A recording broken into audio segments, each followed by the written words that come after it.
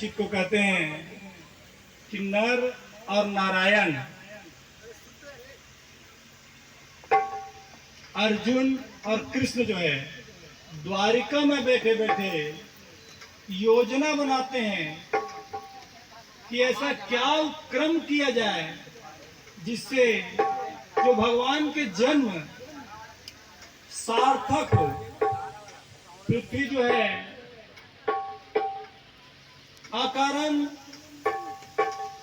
अस्त्र से शस्त्र से दानवों से दबी पड़ी है, तो ऐसा कौन सा उपचार करें जिससे इनका भार कम किया जाए। तो सबसे पहले विचार करते हैं कि कौरव और पांडव को आपस में द्यूत क्रीड़ा करा करके लड़ा दिया जाए, जिससे जितने उनके सैन्य हैं, चाहे जरासंध के बहुत बड़ा सैन्य 23 अक्षुणी सेना लेकर वो जरासंध जो है मथुरा पे आक्रमण किया था, तो इसलिए उनकी सेना साथ में दंतवक्र, शिशुपाल और जितने उनके अनुचर हैं सबके सब जो है एक पक्ष में हो जाएंगे और दूसरे पक्ष में पांडव।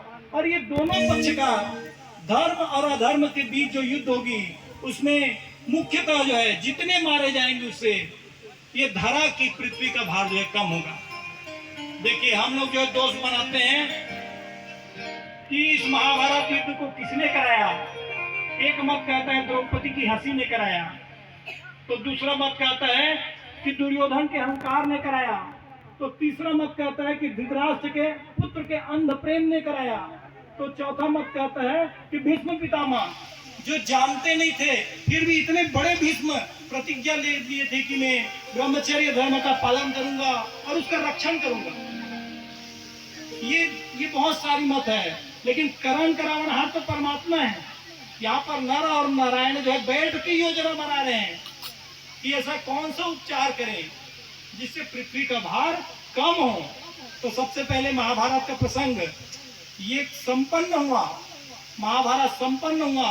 अब संपन्न होने के पश्चात वापस जो है द्वारिकाधीश कृष्ण भगवान द्वारिका में बैठे हुए हैं। दुर्वासा ऋषि कृष्ण भगवान से मिलने के लिए आ रहे हैं।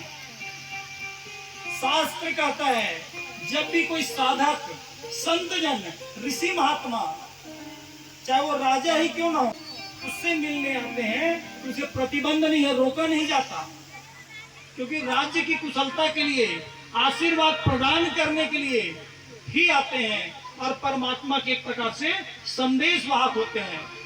आपने देखा है जितने भी हम प्रसंग बताते हैं, चाहे वो श्रीमद् भागवत महापुराण की हो या 18 पुराणों की बात हो, सब में एक कॉमन है, वो है नारद जी।